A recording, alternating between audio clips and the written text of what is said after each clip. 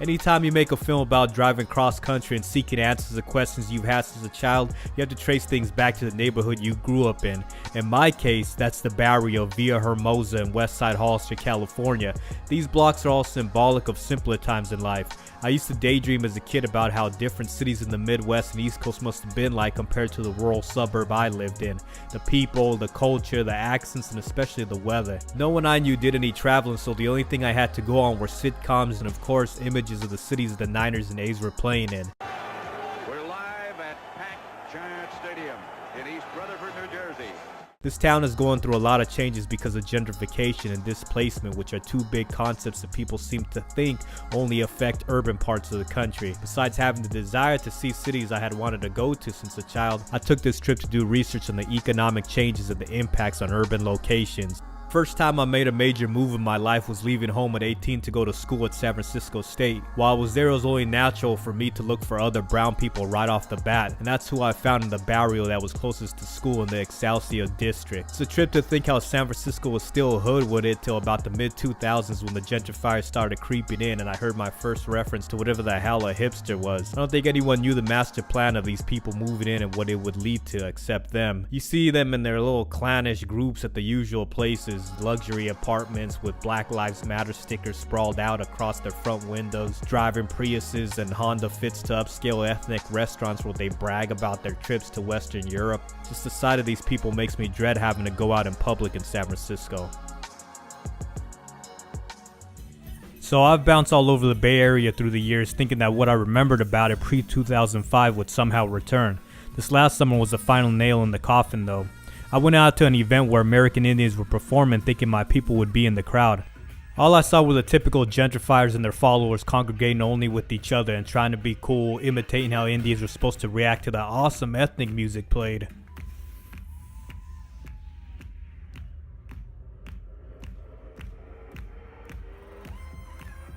After that situation, I thought I'd give California cities one last chance and went to Southern California. Considering I hadn't been there since I was a teenager, I figured anything had to be better than the present day Bay Area. LA and San Diego have had a popular image of being bourgeois, consumerist, and shallow cities in recent memory. I won't say everybody is that way, but if you head into the nightlife of either city, you'll find plenty of stereotypes.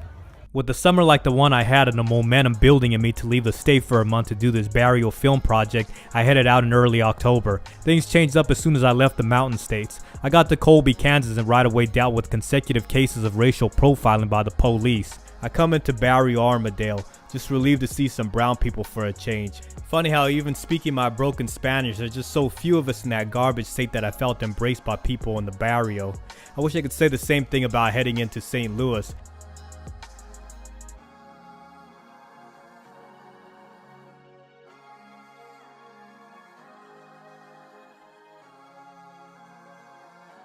But even with all its abandonment and race troubles, this is still a beautiful city. I spent time at the Hill. I figured if there weren't any brown people, I could go hang around the closest people to us, the Italians in this case. Really was the first time that I'd ever seen a bricked out Italian ethnic neighborhood that had somehow retained its old charm through the years.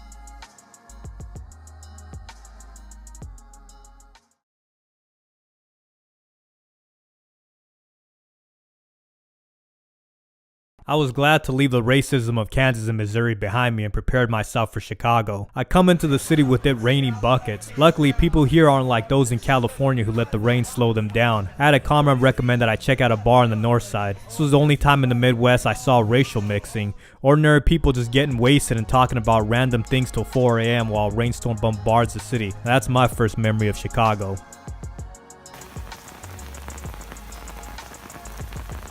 Chicago has a proletariat soul and history. I knew if I wanted to understand this more, I had to go into a barrio to see ordinary folks living and maintaining. I chose a little village on the south side for this purpose. I was glad to be in the company of other brown people and not stand out the way I did in other parts of the Midwest, but I realized that unlike Kansas City, the Mexicans were not fond of me telling them I don't speak Spanish fluently and that I'm American Indian. I guess when there are so many brown people in the city, they had the choice to determine who was with them and who was not. I pushed through a couple days later to Detroit. It reminded me of KC with the city having a long-established barrio, but signs of neglect and abandonment were everywhere. You go into these Midwestern cities and the only thing dynamic is the core of the city. That's where all the action is in the downtown area, and the city spends its funds on making sure it's a tourist draw, while the black neighborhoods suffer and the brown neighborhoods eke out a living with their limited resources. Mexican Town is a Midwestern barrio with a mix of old stock Mexican Americans, first generation Mexicans, and recent arrivals. What I most enjoyed about Mexican Town was seeing people pulling their resources together, relying on others of their ethnic group, and though it was in a post-apocalyptic state, people were doing their part to bring promise back to the barrio.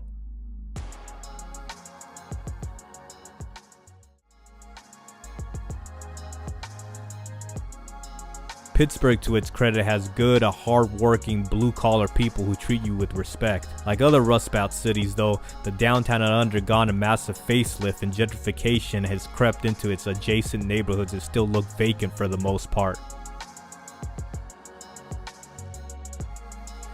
Post-disaster looking blocks were so eerie because you could still see remnants of a great American city and the added potential for a revitalization movement. It's just too bad this kind of effort wouldn't be led by the locals who deserve the city back in their hands. Welcome to America though, land of the highest bidder having the final word in urban affairs.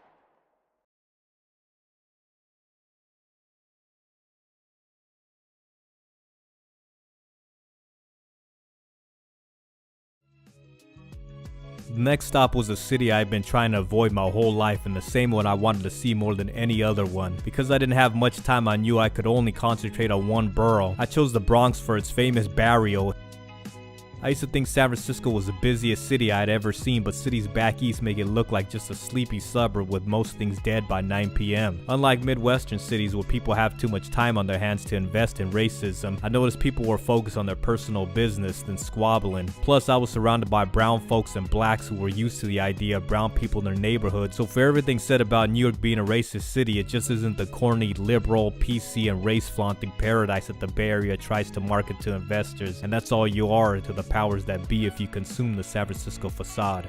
After the Bronx, it was time to roll up north to Boston. My first stop was no doubt the Barrio on the east side, because this is the Barrio project after all. When you're on the road driving for almost 9,000 miles, you realize quickly the prison-like structure of America and how survival is going to require you to take refuge with your own kind, even if sometimes they don't look at you as one of them. The thing is, in both the Bronx and Boston, the Puerto Ricans were the one ethnic group to not quibble about minor differences. Spanish isn't such a big thing to them since they speak English just as much. Plenty of them are quote-unquote Americanized, and they're a combination of races, so it prevents them from despising people just because of their skin color.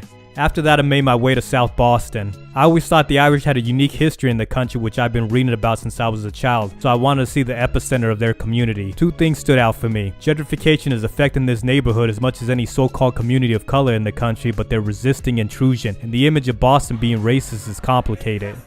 The Irish here were some of the most genuine, hospitable people I've met in the country. Hell, I was surprised based off what I've heard. You really can't believe anything until you've experienced it yourself. The racism and classism that I did notice were from the usual suspects. The gentrifiers who are changing the social fabric of the neighborhood. They have no respect for the locals, brazenly show off their economic power, and interact only with those like them. From coast to coast, it's the same group of people, just with new faces, and I've been in the Valley of the Beast to prove this point.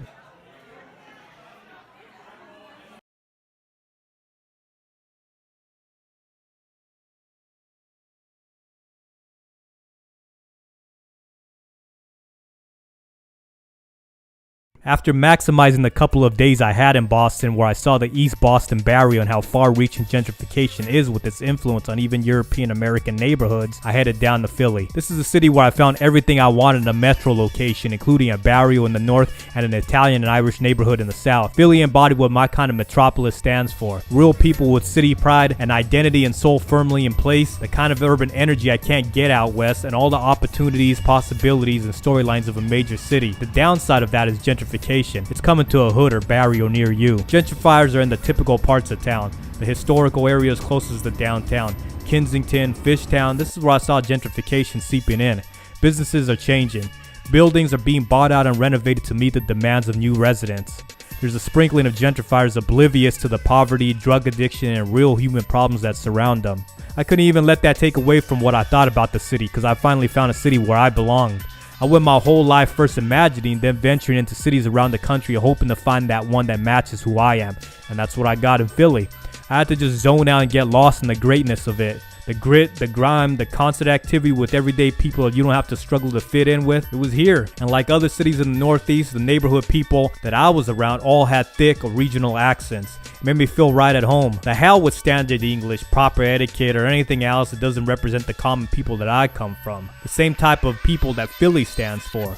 We're the hoi polloi from California to the East Coast, and we can't waste our time relying on bourgeois figures to represent us or give us voice. It's up to us to take control of who we are and to send the message to the masses through film, writing, music, whatever mode you choose to reach a larger audience and deliver the message we need access to. I went into this trip with no real blueprint and didn't know anybody along the way. I had to put myself on the front lines, in the trenches, to see a side of America you'll never know unless you take this haphazard approach. So frankly, I'll be satisfied with this project if people actually can relate to the story and understand how injustice comes in many different forms. If you're working class or come from a working class background or even have that kind of mentality, then we're all being oppressed by the same forces. And I can say to those looking for the same things that I wanted in a city, Philly is still a city whose underdog and working man's identity is intact, and even with external changes, it still ain't going anywhere. The people here are too strong to give in, to not hold their ground in the face of change. But my time there wasn't all about reflection and epiphany. I was in South Philly, so you know damn well I had to get it poppin'. First during the day, then into the late night, cruising those narrow streets full of row houses, looking for something to get into till I stumbled onto a sports bar under a freeway.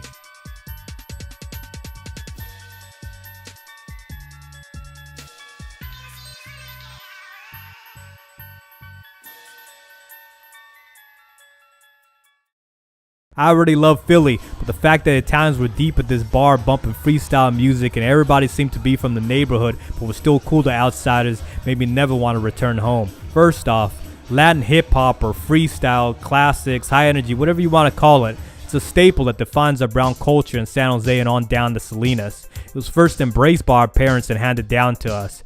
Anybody connected to the music and its meaning will tell you this where I'm from.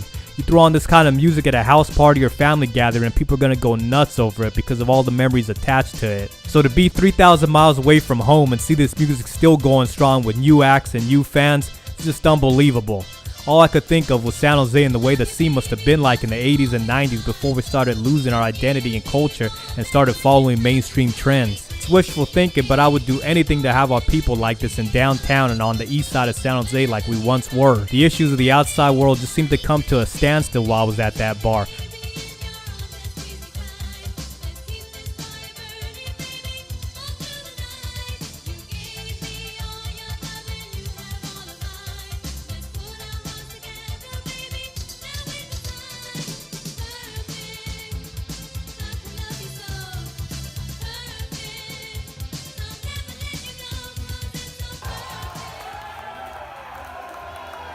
And things didn't stop there. It was Monday night and I was another sports bar near the Eagles Stadium. People were going ballistic for their team. It seemed more like a college town atmosphere with grown men rooting for the local team. Similar to other cities in the Northeast, there was segregation in Philly, but there's always places like this where people come out with their own ethnic group, but for a common cause that equalizes everyone there.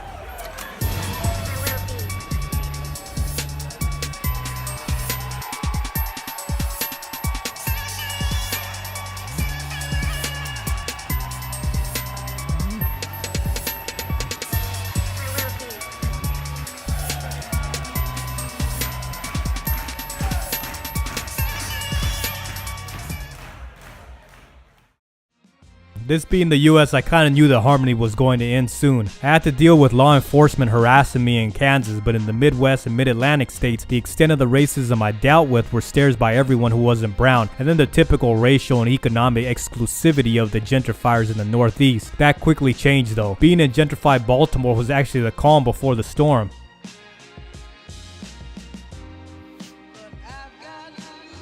Filming here wasn't a good decision since people are fed up with being exploited and their image based off the wire. The stares by people turned to locals approaching my vehicle and telling me to get the hell out of West Baltimore. I had locals telling me throughout my trip to stay out of neighborhoods like North Philly, Roxbury, and Bronzeville, but I suffer from a California brown man's mentality where we think we can go into any part of the city and nothing crazy is going to happen because we aren't white boys. That kind of thinking can get you in trouble when you go west of Colorado. Baltimore was another grim post-industrial city. Maybe because I didn't explore Detroit or Chicago enough, I had never seen this level of poverty in my life, and it made me realize how privileged people are in California, because even the projects of Oakland and San Francisco look cleaner and safer than these blocks I rove through. Frankly, it was hard as a Californian to even believe that this neighborhood was in the richest and most powerful country in the world. People here made me realize that all the material things we obsess over back home are mortifying and disrespectful to people who are struggling with paying the basic necessities in life.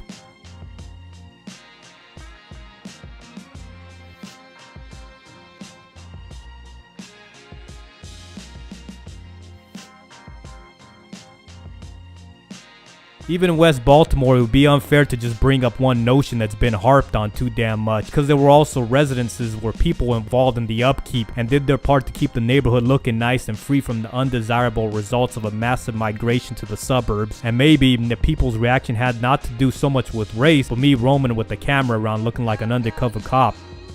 At any rate, I took the locals' advice to get the hell out of there and even took it a step further by not stopping until I got to Columbus, Ohio.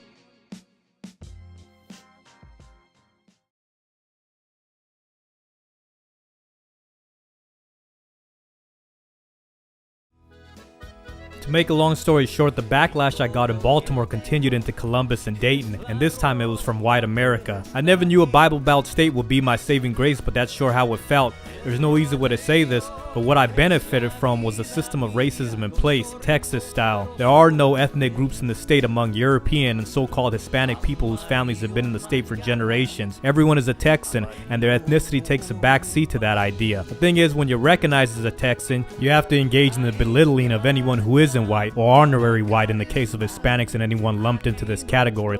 I love Texas, I love the people here, and the hospitality they've extended to me time and time again, but after a month-long sojourn in the country, I have to acknowledge the truth about racism, and how after dealing with it, I came into Texas and took what I saw and heard with a grain of salt, and focused on the bigger picture, which was my own survival. In the meantime, I was reunited with all my native people on the res in El Paso. This felt like an unofficial welcome back to my homeland type of moment.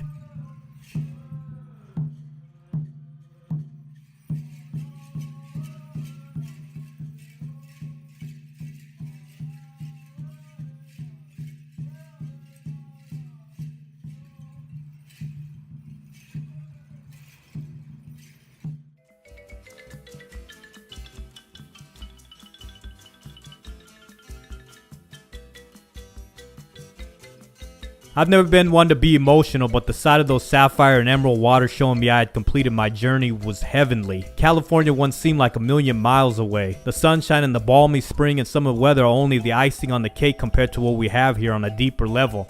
That's the company of other brown people and the history and culture we've contributed to in this state. One, like other states, we're outnumbered and our causes are muffled. The Northeast will always be a second home to me because I'm native, and I knew I wasn't going to find that outside of my people's land. So my heart might be in Philly, but my soul will always be in California. California is the original home of the Kuimei, Chumash, Ohlone, Miwok, and Shasta people, but they've allowed other indigenous people to migrate here and fuse into a pan-tribal society. Even with all the powerful things that enter my mind in Southern California, I'm never fully home till I take that highway north to Hollister.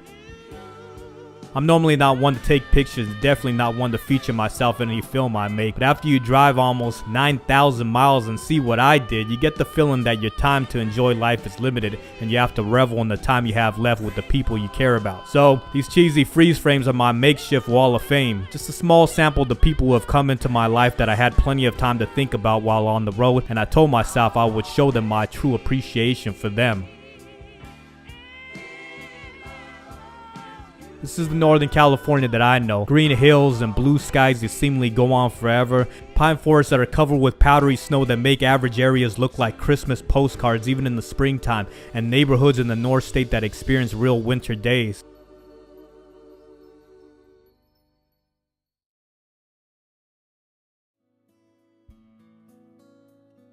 It's one thing for me to ramble on and talk about my happiness with returning home, but sometimes you need more voices to expand on the idea, and that's what I enlisted from my comrades right here in this particular segment. And growth is great, you know, and change is inevitable, but it's still nice to be able to go somewhere and come back and feel like, well, this is your home and this is where you belong. This is what you know. There's a sense of peace with that. You're 30 minutes away from anything you want to do. There's really nothing else I can say about it. I mean, other than I love it, man. And hopefully I'll die here. We didn't have all these houses right here in the back. It was just a plain open orchard where we could actually see the mountains over there. The fact that we didn't have to rely on technology as much as we do today, which all we had was a Game Boy and a Nintendo. And we still chose to play outside rather than be inside most of the time. It's close to everything here, and it's small enough so that you can know everybody around here. You pretty much know when a new person moves into this town. That's what I like about it. It's very homey. I like the farm community. But yet Hollister has that hometown community where you can still be out in the streets and be safe and be away from the city life, you know, only being 45 minutes away. Growing up in Hollister, you're able to, you know, hang out with your friends that live nearby and go across town, no problems. I grew up in a barrio on the west side of town full of gente de raza. I've always pronounced Spanish words in an Americanized way because I speak Indian Spanish when I have to. When I was in junior high, my family moved to the east end of town where all the supposed coconuts moved to after leaving the barrio. This included Italians, Portuguese, and half-breeds as we'd be called on the res. But in our case, we never had the option to abandon our ethnicity because we looked the way we do. So the barrio stayed in us even while living in a neighborhood where they could have easily filmed the Wonder Years show at. And looking back, we had the closest thing to the American dream our people ever knew in that small town in the Santa Clara Valley. I guess it just takes a journey into the hinterlands of America to recognize something that most of us don't before it's too late.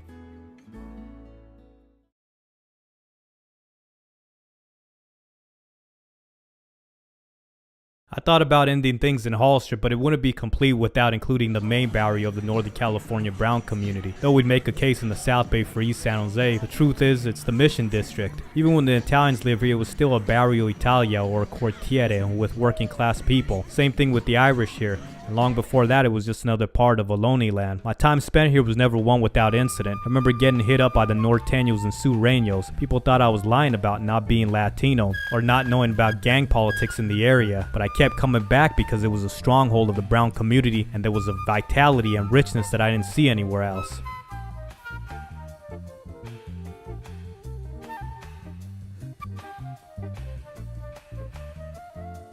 I never thought I'd be returning to the Mission in this capacity, where I spent my formative years at running the streets as a wannabe city thug with Salvadoran Bloods and Chinese Crips who were state students too. Now I'm filming for a project that took me to one side of the country and back to where my academic career began. I finally got to a point where I can bury the hatchet with my past here and realize that the Mission, even with all its dysfunctionality and chaos, is still thriving for the brown people that have remained here. I hear so much about how gentrification is displacing people and the brown community has had to relocate to the Excelsior or the suburbs. So call it a stroke of luck or whatever it was that Sunday morning, but it felt like the early 2000s again. Just a block away on Valencia is where I saw the evils of gentrification though, and how it has changed the neighborhood dynamics in an irreversible way. But the community has been up to the challenge. On the East Coast, people used to just bash somebody's head in the barrio and ghetto who didn't belong there. But this being San Francisco, I'm still glad to see residents politically mobilizing, joining grassroots movements, maintaining small businesses, fighting for the preservation of public schools, earning college degrees, and working in the computer tech field, because American capitalism is no joke, and sometimes you gotta get down like that to acquire wealth that's necessary to compete in your neighborhood.